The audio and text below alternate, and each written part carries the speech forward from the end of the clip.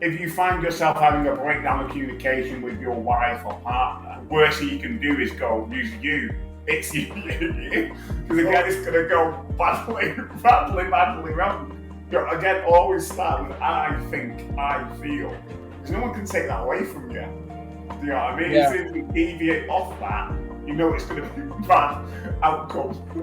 I'm yet to come across somebody who's had a good outcome to an argument using you. Because if you hear the words, you never listen to me. Just a simple question, what am I not hearing? You take the offensiveness out of that and you really put the focus on them to tell you what they need you to hear. They just want to be heard.